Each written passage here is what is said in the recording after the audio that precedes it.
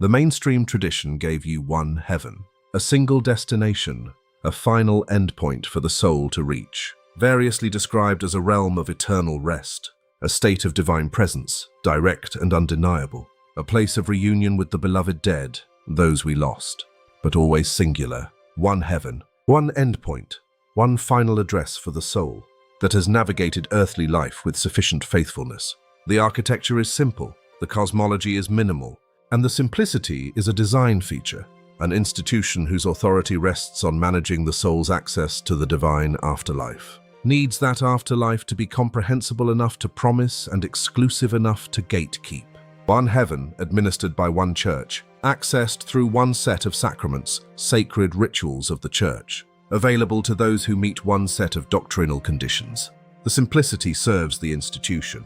The Nag Hammadi texts gave you something incomparably more complex. A cosmos of multiple levels, a multi-dimensional reality. Some texts describe 7, others 12, others 30, others an almost uncountable plurality. Infinite and vast, each one a genuine dimension of divine reality, each one corresponding to a specific quality of consciousness, a state of divine being. Each one traversable by the soul that seeks the ultimate truth, that has developed the appropriate level of recognition. Not a single destination, but a map of the cosmic structure. Not a promised afterlife, but a cosmological description of the actual structure of reality, that the soul navigates both after death and through contemplative practice in embodied life. A blueprint of the divine architecture revealed at last to the consciousness prepared to receive it. That Christ came not to make accessible through institutional membership, but to reveal directly to the soul, to the consciousness prepared to receive the revelation of the stars. The blueprint exists, distributed across multiple Nag Hammadi texts, waiting to be reconstructed. It is distributed across multiple Nag Hammadi texts, ancient wisdom hidden in the clay, the Apocryphon of John, the Gospel of Truth, Sacred Secrets, the Tripartite Tractate, the Zostrianos, the 3 Steles of Seth, the Hidden Map, each contributing specific dimensions of the complete picture. And what it reveals, when assembled with care, is the face of truth, is a vision of cosmic architecture so sophisticated, a divine masterpiece, so internally consistent, a masterwork of divine logic, and so directly relevant to the practical question of the soul's path, of how the soul moves through the levels of reality it encounters, that the institutional tradition's suppression of it becomes not just theologically comprehensible, but strategically obvious. The lights were put out one by one. You cannot manage access to a cosmos this complex. You cannot build a gate adequate to the entry point of a reality with this many levels. You cannot build a gate adequate to the entry point of a reality with this many levels. You cannot develop sacramental systems adequate to the navigation of 30 cosmic dimensions, each level requiring its own unique and sacred quality of consciousness. The blueprint was suppressed because a cosmos this complex requires direct sight. Exactly what the institutional tradition was designed to prevent: the direct path, direct, personal, unmediated development of the interior light. The blueprint was suppressed because it makes the institution irrelevant. Tonight we reconstruct the lost temple of the soul. Begin with the Pleroma, the divine fullness, the heart of reality, the ultimate reality from which all other levels of the cosmic architecture emanate, and toward which all genuine spiritual movement is directed. The Apocryphon of John describes the Pleroma as emanating from the monad, the one, the invisible spirit, the ultimate undifferentiated divine consciousness, in successive pairs of divine qualities called aeons, living expressions of the one. The barbello arises first from the monad's self-contemplation. From barbello and the monad together arise the Christ principle and intelligence. From these primary emanations arise successive pairs of divine truth: foreknowledge, indestructibility, eternal life, truth, intellect, and will. Each aeon is a living, conscious expression of the monad's nature, existing in genuine relational recognition with every other aeon. The Pleroma is not a location in the spatial sense, but a state of being. The physical room around you dissolves into pure, vibrating waves of light. The quality of complete, relational, mutually recognizing divine consciousness, in which every dimension of the divine nature exists in genuine relationship with every other. in which every dimension of the divine nature exists in genuine relationship. Nothing missing, nothing isolated, a perfect union. No quality of the divine nature without its counterpart and recognition. The Gospel of Truth calls it the place of rest, a final harbor, not the rest of inactivity, but the rest of completeness, the peace of the Pleroma. The rest of nothing lacking, a final return to the light. The soul that returns to the Pleroma does not return to a location. It returns to a quality of consciousness, the quality of completeness that was always its deepest nature, and that the descent into the demiurge's world had temporarily obscured. The Pleroma is not the reward for sufficient spiritual merit. It is what you are when the obscuration has been dissolved by genuine gnosis. Between the Pleroma and the material world, the Nag Hammadi texts describe a series of intermediate levels, the territory the soul navigates in its movement between incarnation and the divine fullness. The Zostrianos provides the most systematic account. It describes 5 major divisions of the intermediate realm, each corresponding to a specific quality of consciousness that the soul must develop to inhabit and pass through it. The Aeon of the Aeons is the highest level below the Pleroma proper, characterized by the quality of pure existence, being without any specific content or qualification, the awareness of simply being prior to everything the material world has layered on top of it.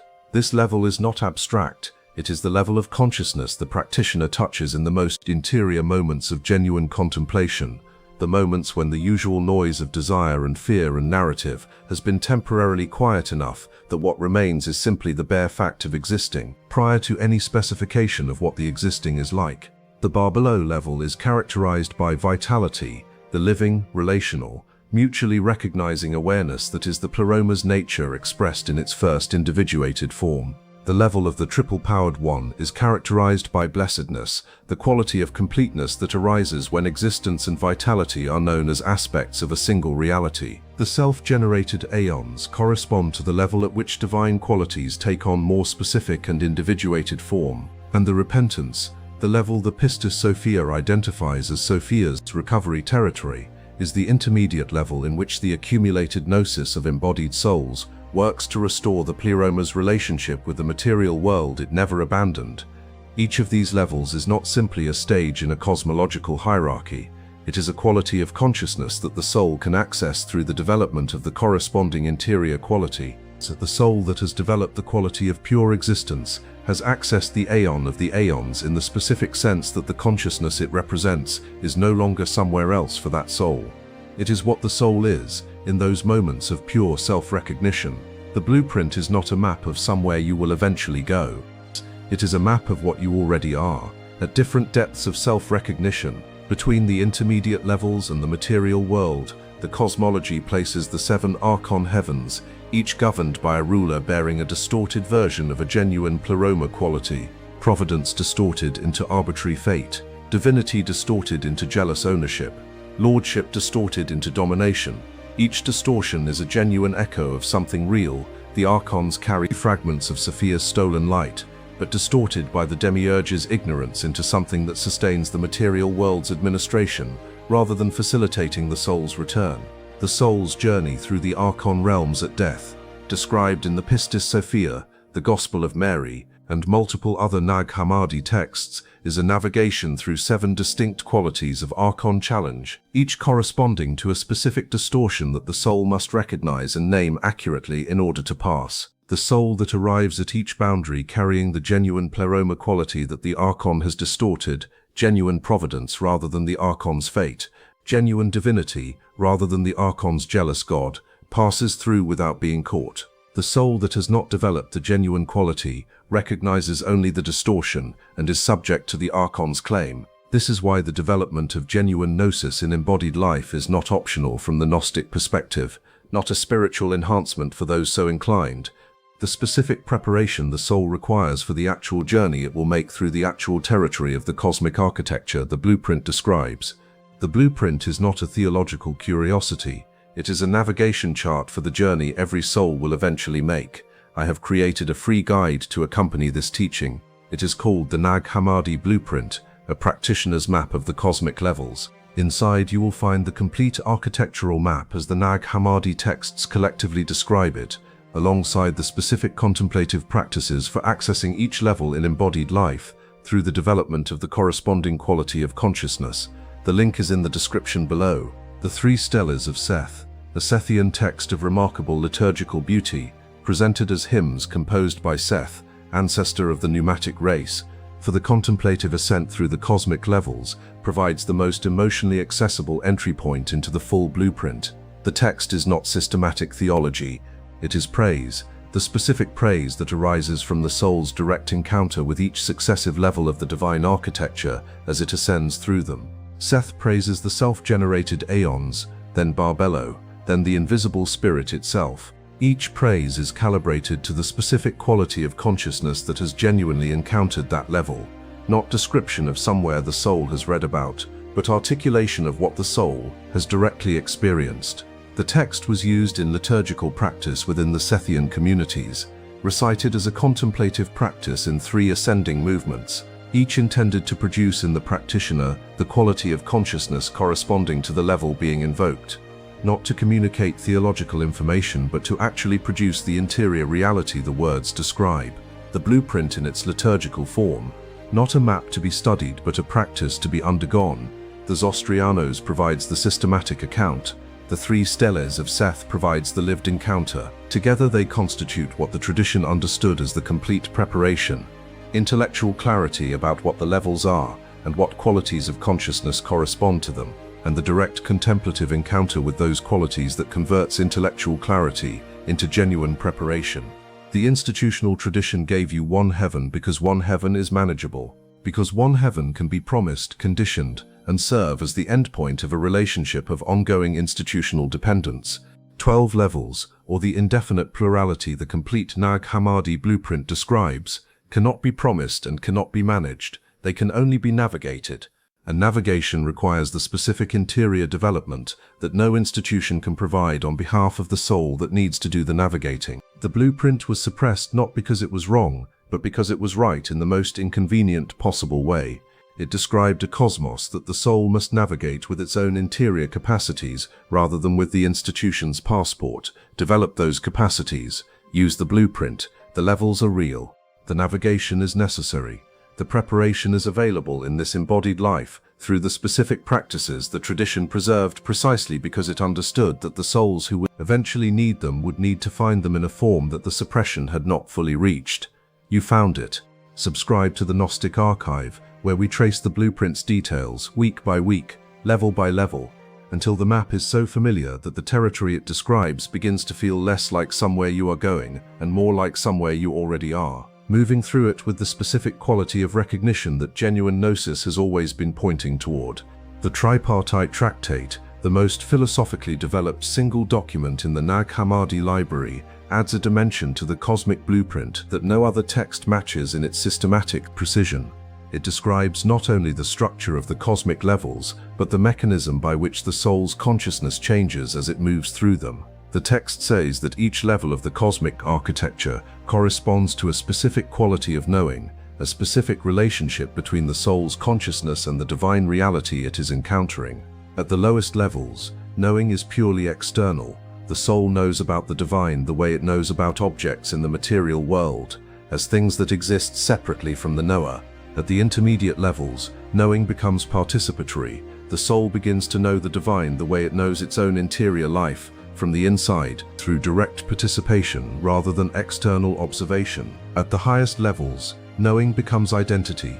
The soul knows the divine the way the monad knows itself, without distance, without subject and object, without the apparent separation between knower and known that characterizes every level below the Pleroma.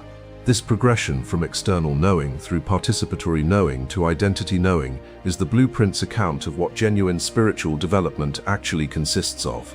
Not the accumulation of spiritual information, not the performance of more sophisticated religious observance, the transformation of the quality of consciousness, the specific way in which the soul relates to the divine reality it is encountering.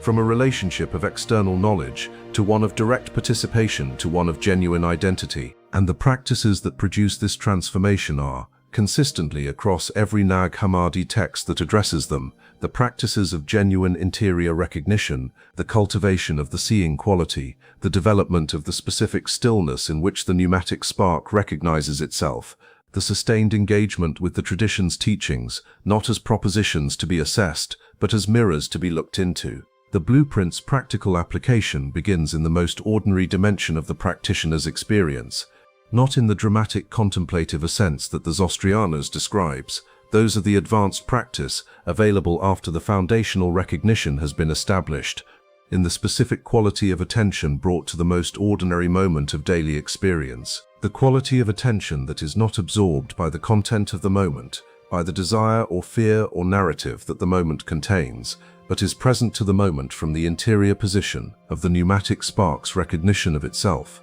This is external knowing becoming participatory knowing, in the simplest possible form, the soul that has begun to know the divine, not as an object somewhere above it, but as the quality of awareness that is present within every moment of its experience, including and especially the most ordinary ones.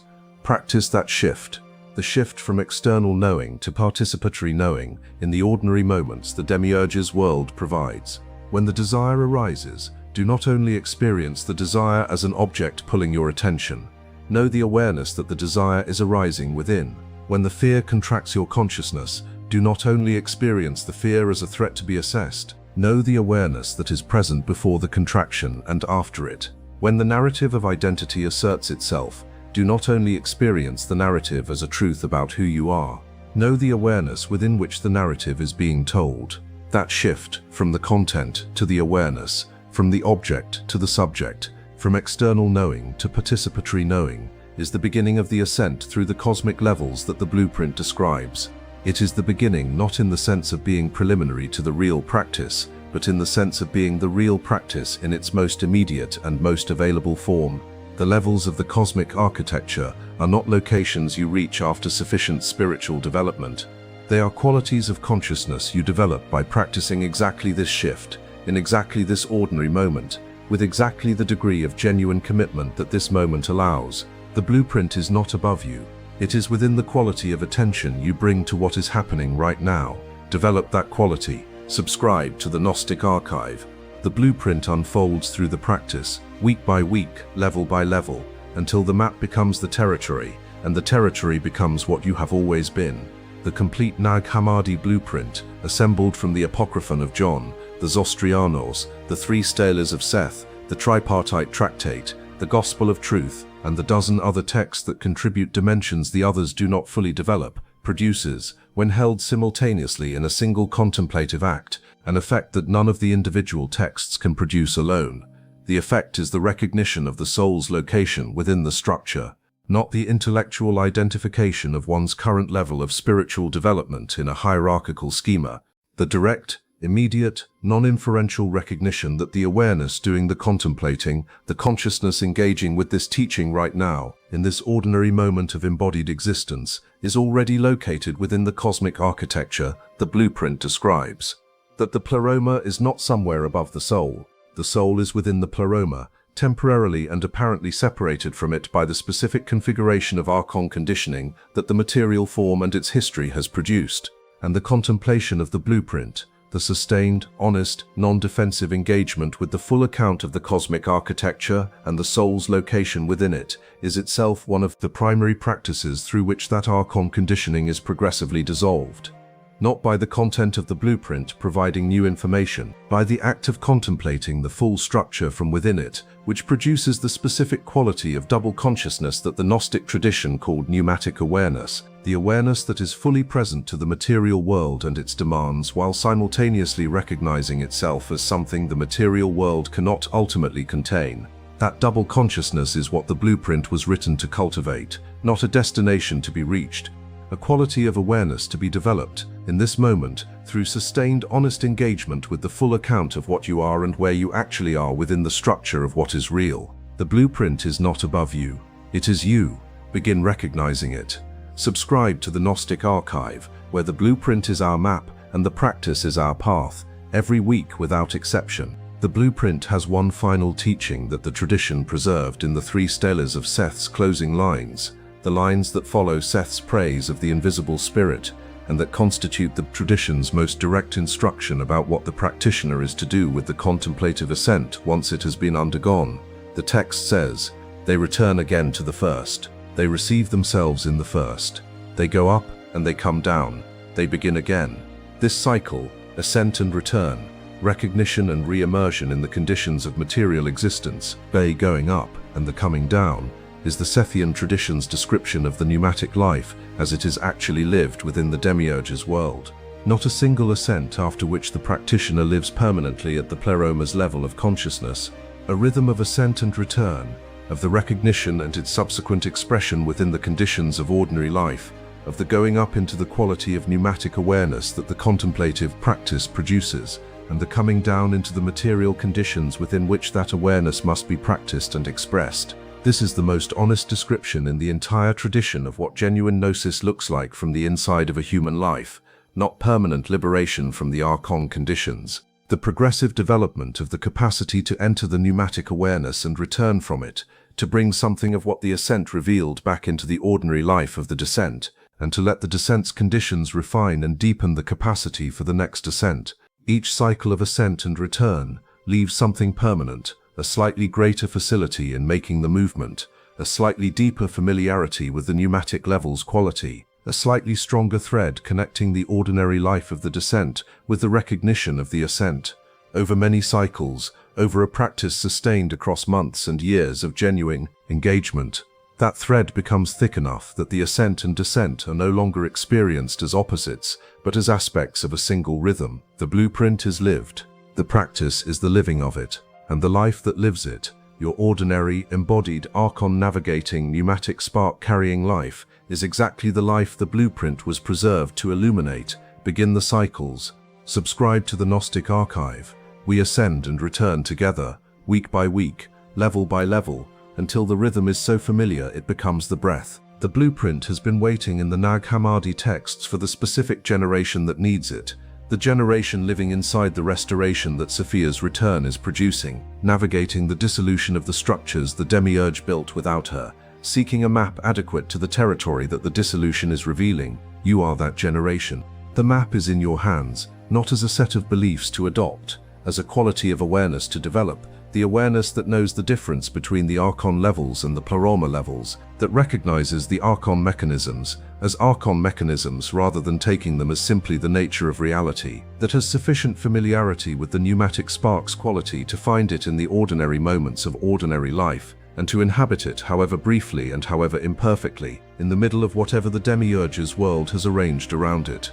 That awareness is the blueprint lived, and the life that lives it, your specific, ordinary, demanding, beautiful, Archon-navigated, pneumatic spark-carrying life, is the life the cosmic architecture was waiting for. Navigate it with the map. The levels are real, the practice is available, the restoration is in motion. Subscribe to the Gnostic archive. We navigate together.